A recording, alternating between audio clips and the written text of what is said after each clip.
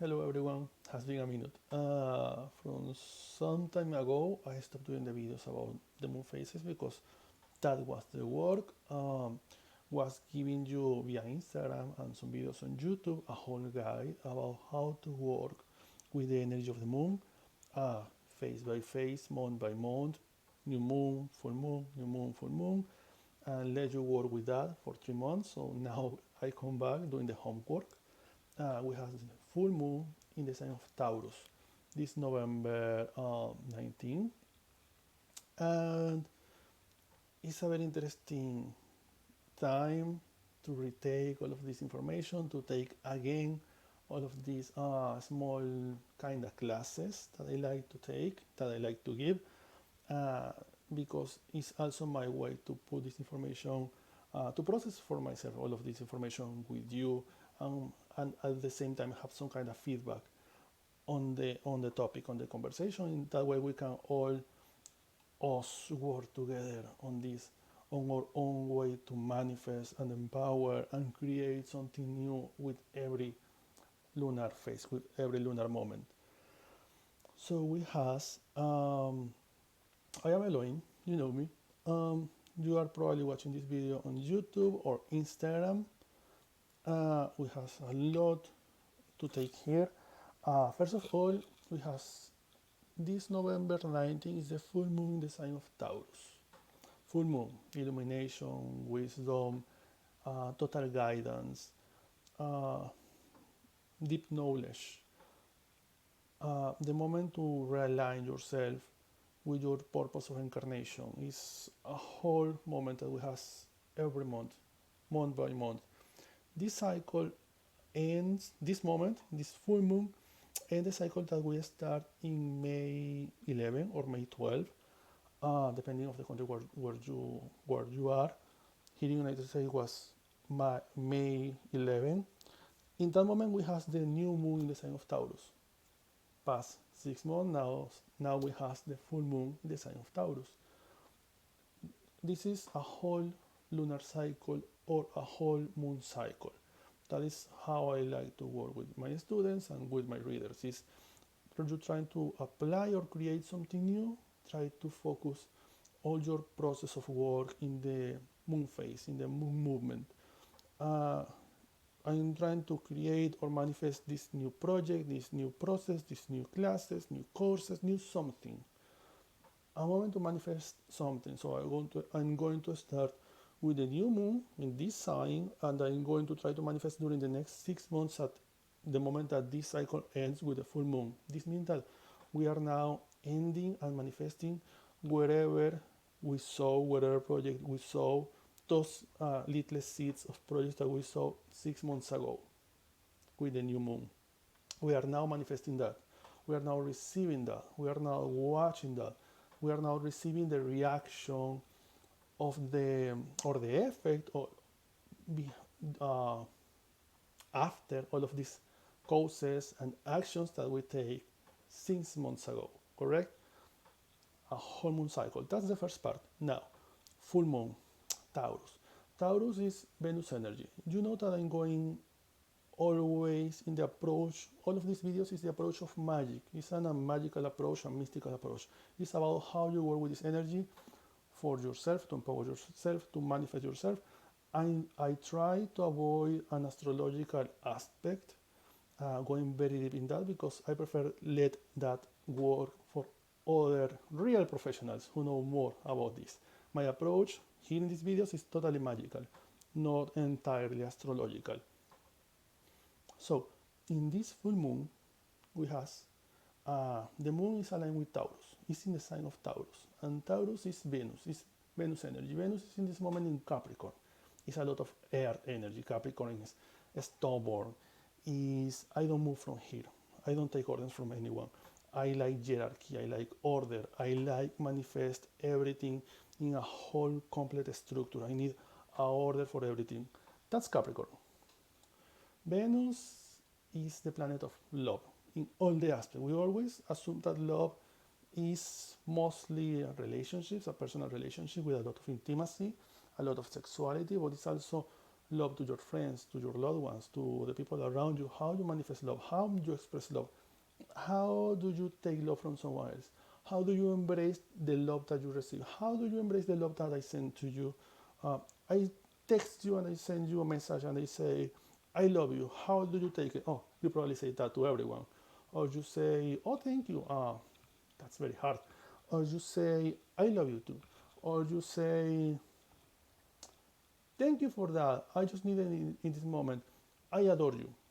How do you receive the love? How you take back the love? How you show, express, and manifest this love?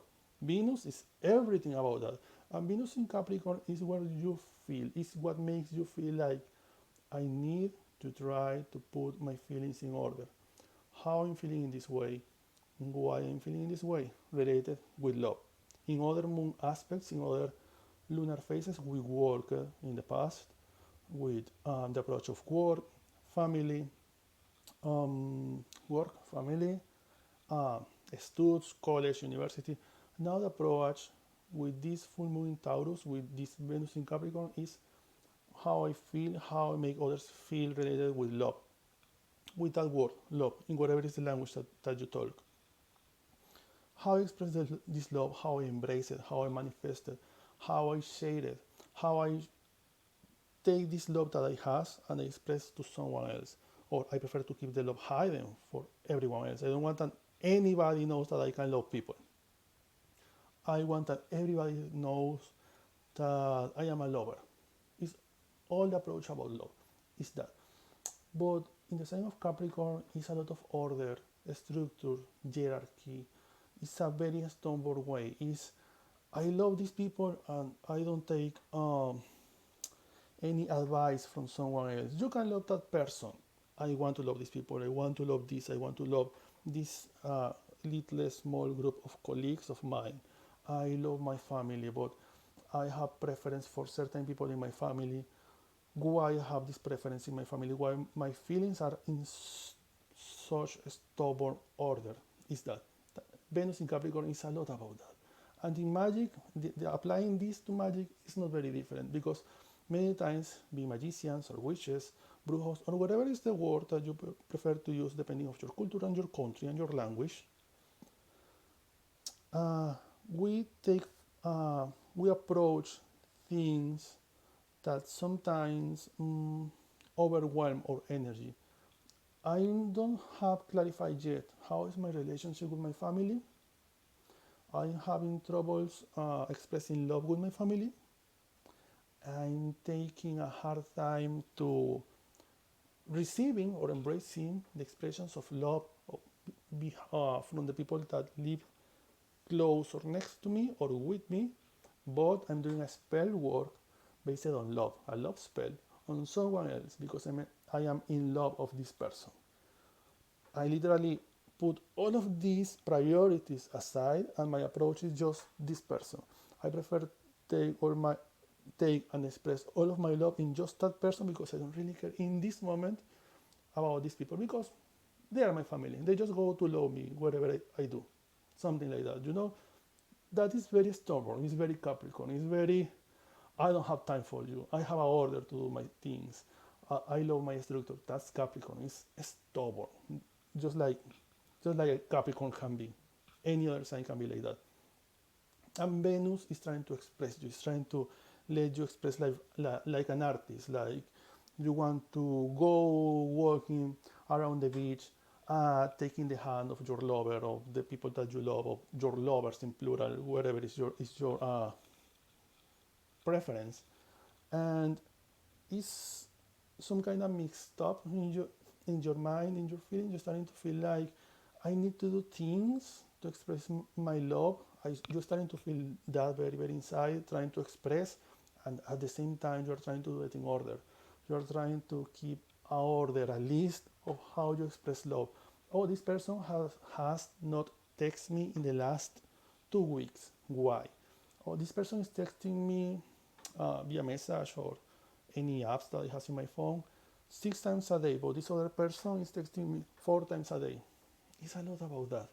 It's our mind probably overworking more than usual about something that not really would care so much about the change, about the result, about the final reaction, but it's a lot of feeling in there.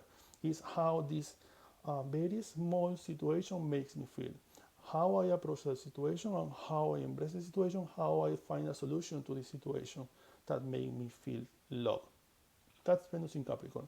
And the full moon in Taurus give a lot of light about that. The full moon is everything about enlightenment. New moon is the moment where we are ready to start something new. The moon is resetting. It's a total reset for us. The full moon is the moment when we bring light to situations. So it's a moment to sit down,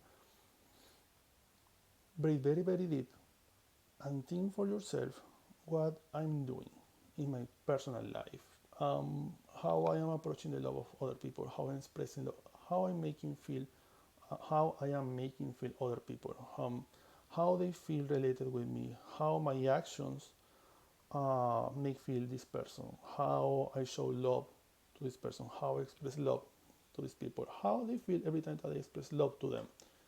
Is that it's a very good moment for everything related with your feelings, because Taurus is very well known like the romance in the zodiac. Is everything about romance, about love, about passion, a little bit like Scorpio. Scorpio is more about passion, about sexuality, about take actions. Taurus is more romantic. It's more, let me try to conquest your love. Let me try to win your heart. It's that very old school way to do things in a most romantic, correct way. It's less accelerated, like can be a Scorpio. But also Taurus is stubborn. It's a Taurus. Uh, the sign of Taurus, this, I think that is pronounced bull.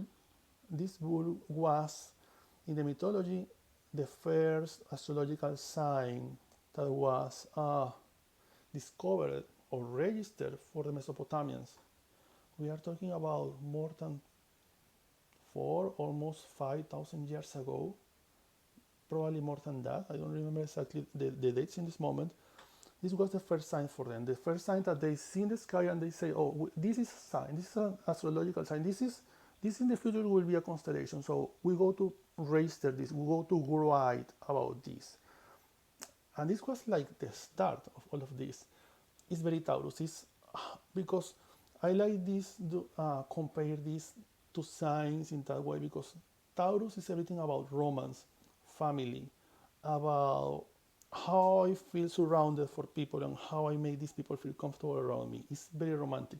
Scorpio is the most passionate sign in the horoscope or in the zodiac. Scorpio is more about taking actions. It's about, I like this person, so I need to show my love to this person.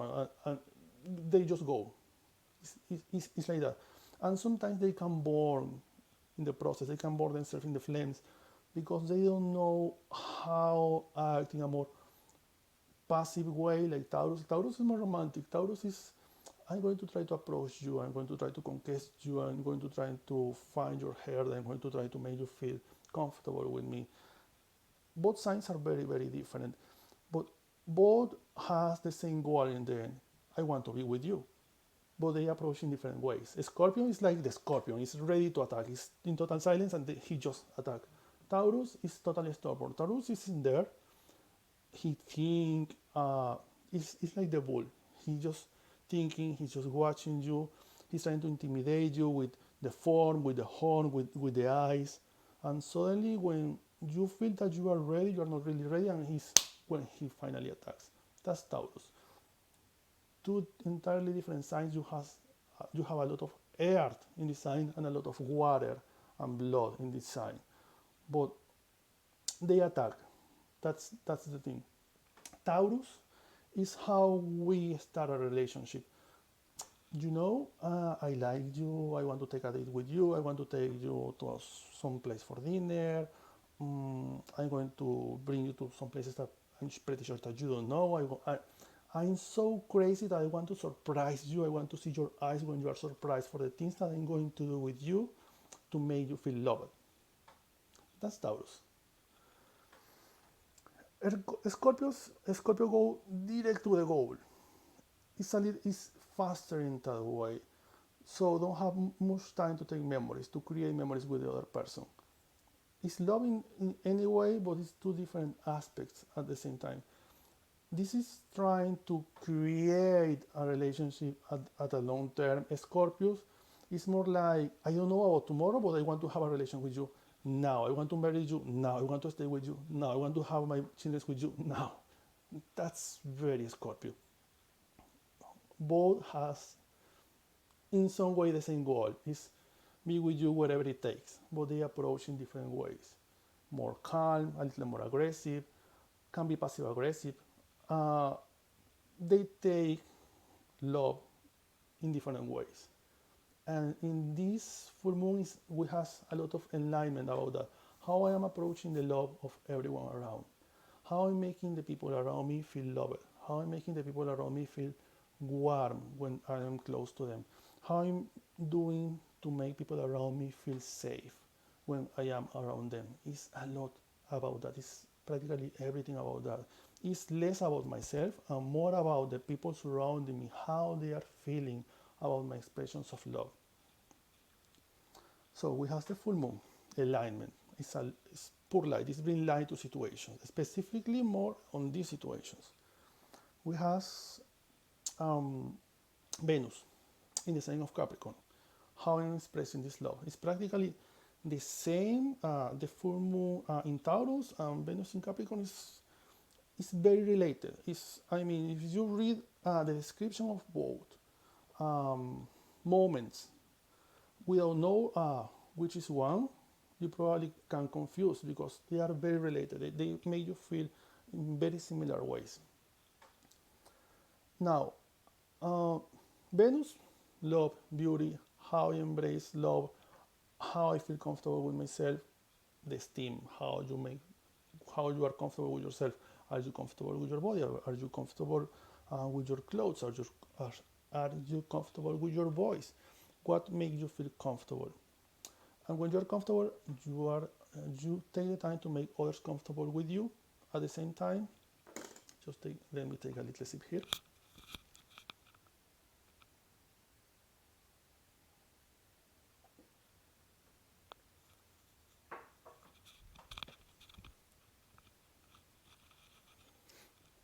Also, everybody is talking about in astrology posts, in astrology websites and magazines. This is a lunar eclipse, a partial lunar eclipse in the sign of Taurus. For many people, considered for now the biggest eclipse of this century. Something like that. It's like 3 hours, 3 hours and a half, depending of the country where you are. In some countries it's visible, in some countries not. Eclipses do a lot of things about manifestation. Eclipses are, for one side, what is eclipse? Eclipse is the literary representation of some kind of energy hiding another energies. This is the aspect, and let me switch with you for a moment. Let me take your spotlight for a moment. Is a perfect alignment. Planets, stars, a lot of light. Um, they move positions, they change positions. If you read books on astrology from very, very old times, eclipses were I think that at least at the 18th, books were more about eclipse is something bad. Eclipse is something wrong. It's sickness, it's war, it's a very bad sign. And because every time we were like, oh, it's eclipse, it's something, oh, it's eclipse, it's something that not happens every day. Now we are in a different society, in a different civilization with more knowledge about these things. And we know that, for example, the new moon is not something that happens suddenly. New moon is every month, and full moon is every month. Sometimes we have two full moons in just 1 month. I teach you this count in other videos. Remember, every 2 weeks you have one of these phases. You have new moon, crescent moon, full moon, waning moon or waxing moon. I don't know how to pronounce that in English. So every 2 weeks is new moon, 2 weeks more full moon, 2 weeks more, 2 weeks more new moon, 2 weeks more full moon. So this is happening very, very often. It's not something that should surprise you because it happens literally every month. The new moon and the full moon. Eclipses happens. I don't go to say for sure, but mostly of the time, except with some exceptions, can be to solar eclipses a year, to lunar eclipses a year. That happens. We shouldn't be surprised for that. It's something very normal, it's something very common. But every eclipse brings something new, especially in the moment when happens the eclipse. This eclipse happening now is to manifest, is to align yourself with your purpose of incarnation. I always try to make some kind of weight on that aspect because the eclipse is the moment where everything that is common just stops for a moment and you have the opportunity to go very, very inside, to breathe very deep, see something different from a different aspect. Remember that you have three eyes, two to see outside, one to see inside. In that moment that you close these eyes, you can see from to inside. And during the eclipse, when you take the moment to try to see inside, you see something different. The perception, the energy, the feelings is entirely different. If you have some years of practice, you probably understand this. If you are pretty new, you for sure will enjoy this. You close your eyes in the moment of the eclipse. Try to calculate which is the hour of the eclipse in your country. And in that moment, try to take a moment. Just turn off your phone, please. Try to disconnect, try to ground yourself.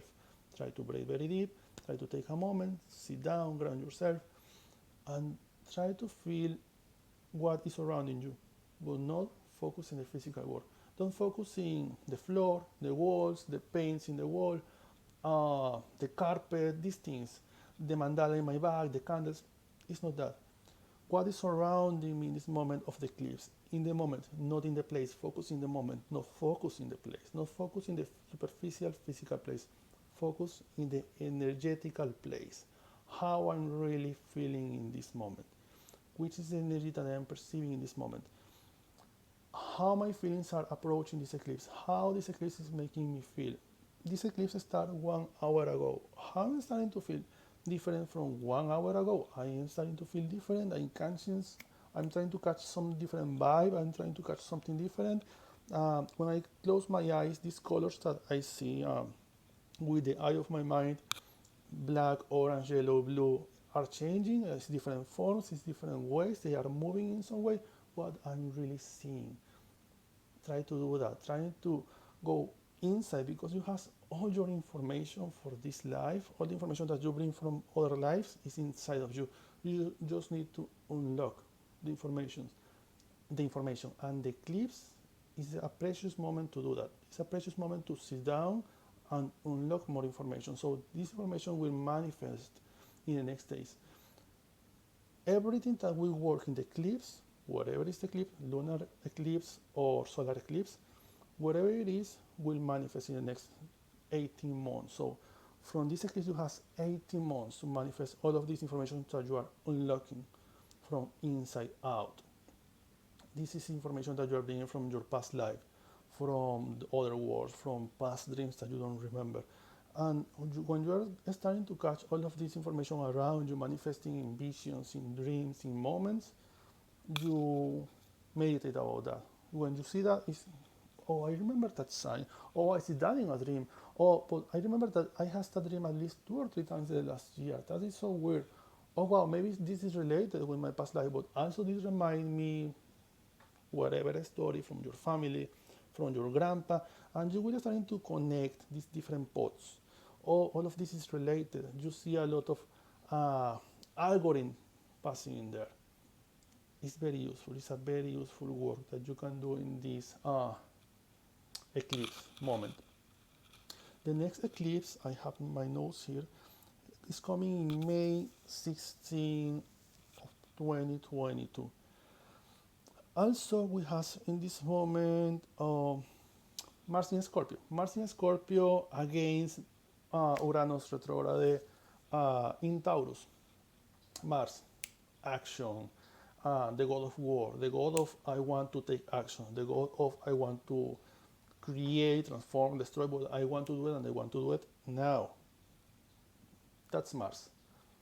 Scorpio, like I said before, is trying to take the approach of something, of a person, a relationship, a project, but it's like the Scorpion, go working, very silent, and just attack in the moment, in the perfect, precise moment. The Scorpion is not going there with that, I don't remember how to say that part of the Scorpion. Uh, just picking everybody around. They wait for the perfect moment in total silence. They know where they go to pick you, and in that moment, in that place, when they feel that this is the moment, they attack you.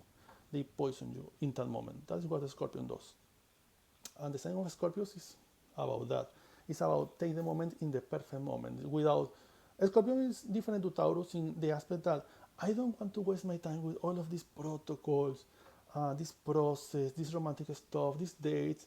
You know that I like you, I really like you, you know that, so don't waste my time. That is more Scorpio. And in projects, in life, this energy feels like that.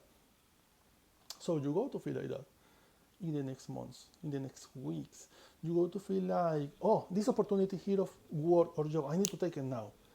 And Mars is action, Scorpio is in action, and they are together in this. They are in this moment like trying to pressure you, trying to push you in that direction. Like you need to do this now. And you're starting to feel like, oh, you know, this person of my work offered me this great opportunity and it's the best opportunity of my life. And I go to take it now. I can do this anywhere else in any moment of my life. This is an opportunity of one time in my life. And probably something that people offer you very often, but you are just under this pressure because the energy makes you feel in that way. So you need to pay attention to that. This is Mars in Scorpio. And for the other side, we have this Uranus. We talked before that Uranus is revolution, evolution, change, everything about change, about adaptability, about how I adapt to the new world, how I adapt to the things happening now. And Uranus is retrograde. So this, when a planet is retrograde, is not bad. It's just trying to to give you the opportunity to pay more attention to the different details and things happening on that aspect of your life. In this scenario, with Uranus, is what things in your life are trying to change you or move you forward in your life, but you are not paying attention. In your work, in your job, in your personal empowerment, you are trying to be a famous singer, a poet, a musician, a doctor, a chiropractor, a massagist, a model. You are trying to do something. But these signs around you are moving, trying to show you the way, trying to show you the correct path, but you are not paying attention to that. So how I put some light from enlightenment, some full moon in there to guide you. Uranus retrograde is that, is try to pay attention to all of these signs that are keeping you in the place and are not letting you move, and why you are avoiding sometimes these steps. Uranus retrograde feels like Chiron, when Chiron or Chiron or Chiron is just existing. He don't need to move. But also when it's retrograde, Chiron makes you feel this fear like, I don't want to move because I have this very traumatic bad experience from my past that don't let me go away, so I don't want to move in this direction because this give me some bad reminders or bad omens from my life of things that happens in the past. Chiron is about that, and Uranus retrograde feels a little bit like that. Also, this Uranus retrograde is in Taurus at the same time that we have this full moon in Taurus. So you feel that strength of the bull, that like empowerment, that security, that adaptability. Remember that the bull, when they are attacking, when they are in this, in Spanish we say corridas de toros. That is also a name that they use a lot in English. That is this very bloody weird sport where people play with the bull. When they are going to attack, they try to adapt to the place. They watch around, they move around, they try to read the room in some way. They try to adapt their feet to the earth. They try to calculate the distance. They try to calculate with these big eyes all the space that they have, how much I need to run to kill this person teasing me in front of me with that red cape. They are doing all of that work in their mind at the same time that they are under a lot of pressure. People is around making noise, giving applause, dancing, music, throwing stuff to the scenario, and all of that. And they feel all of this pressure like I am in the middle of the circus, but all of these circus around me, and I need to kill this person now. And this person is also teasing me for this. Probably not the best healthy example for your mind, but the bull is like that. When they go to attack, they don't attack very fast. They take the time to try to make the best possible attack. They're trying to intimidate you.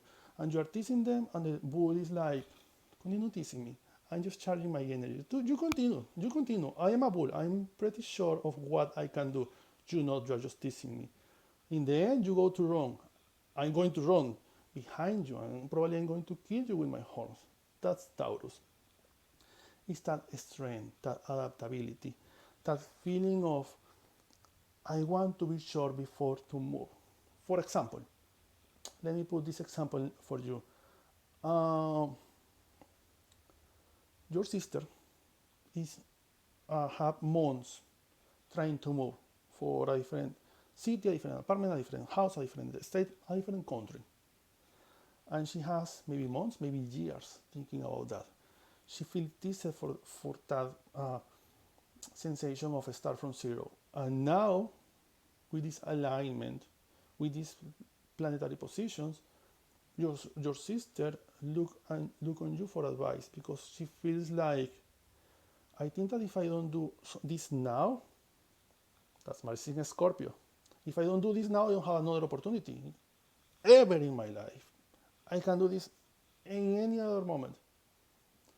And at the same time, she just like refresh her mind.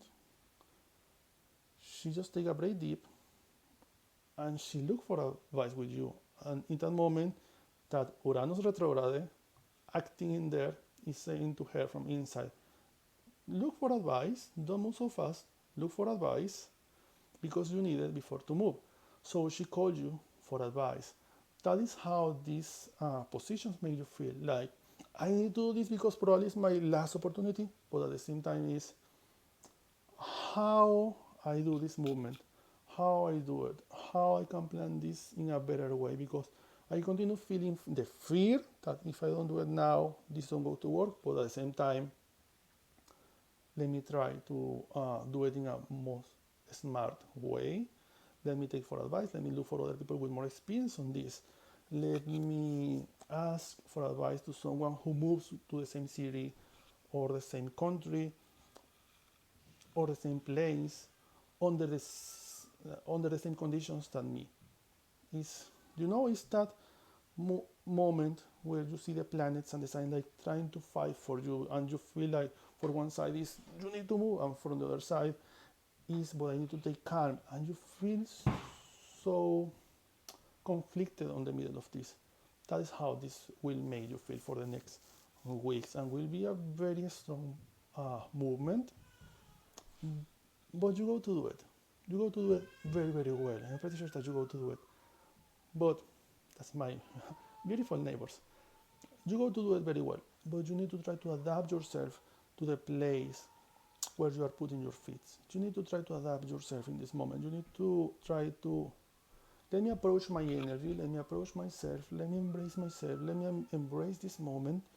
And after that, I'm going to try to move to a different condition, to a different place. But I need to advise, I need guidance. And I admit that I need guidance on this process. I have some advices for you. I always like to recommend the same books, because when a book is very good, I like to recommend it. And I like to talk with other people about the books and say, this book is very good, you need to take it. I don't collect many books. I am the kind of person who I can pass years reading the same 3 or 4 books. When it's about the moon, usually it has 2 books to recommend, very modern, because I like the modern perspective of modern magicians. But now I have 3 that I want to recommend you. I always recommend you this one, Lunar Alchemy by Shaheen Miro. Shaheen is an incredible tarot reader. He also creates some decks, an oracle deck. This book is very good for beginners, but it's also very good for expert witches, people who has years on working with this. If you are looking any possible way to work with the full moon, with the new moon, something new, something that made you feel like this is worth it, this is a book that you are looking for. The complete book of moon spells of Michael Herkis, or by Michael Herkis, is one of my favorites. The collection of spells, the way how they are described, the guidance that gives you in the book, the illustrations and the colors, and how gives you different advice, different spells for every moon, for every phase, month by month, is majestic, just like Michael. And this book is surprisingly good because I know too much in books about tarot, so it's like not all the time these books have something really new to say. So sometimes you find something really new, like, oh, this is very good. I know I was thinking on this before. Tarot by the Moon by Victoria Constantino is one of my new ones. I'm really loving this book. For the record, nobody's paying me for this promotion. I really like these books. And this one, I really like it because she brings you all the information and lore about every moon phase, month by month, which is this moon, why have this name, what is the name of this moon in this month, some is related, and after the lore, various small pages dedicated to the lore, she brings you different spell works that you can do and readings using your tarot deck. So if you are a tarotist, I'm taking a very nice time with this book, doing the spell work and the reading for the last 2 months. It's a very nice book. Also, I'm doing this because I think that you should have access to more information, not just me on video and other people on video. Something that you can have in your hands. So this new catalog from New Worlds, they has a very nice selection of books for the next month. The next month is June. It's the winter solstice. In Spanish we say Jule because in Spanish we have the rule that you pronounce the words how they are written, not how pronounce other people, including words in another language. For example, Shakespeare for us is correctly say Shakespeare, not Shakespeare, which is very weird. The catalog of New Words, I'm going to let you the link in the YouTube video below in the description, has these 4 books for the season. The Old Magic of Christmas, Jule by Susan Pesnecker, I think that's her name. I think that's her because it's Susan. I hope it's her and I'm not doing a mistake here. The 11th Book of Jule by Jason Mankey, and The Witch Wheel of the Year, also by Jason Mankey. The catalog, I think that comes for free, but the best part of the catalog, let me hide the discount, is that you have access to all the calendars for 2022. So if you are like me and you have all your walls full of calendars, with the moon, with the planets, with which planet is retrograde, how are the positions of the moon and the planets, these calendars are very good. I'm going to let you the link below. Sometimes the catalog comes for free, so you can access to the catalog and find something interesting there, because they have books, they has decks, they has calendars, they has tarot cards, different styles for you. We are coming to embrace a new year very, very soon. So you have the opportunity to start something new, a new reading with a new tarot deck, probably start a new book that will help you to empower yourself during the next year. So I'm going to let you the links below. If you are in YouTube, the links are in the description. If you are watching this video on Instagram, go to YouTube and watch the links in the description. Blessed full moon. Stay safe, stay well, be wild, be kind, be yourself, whatever it takes. Love you.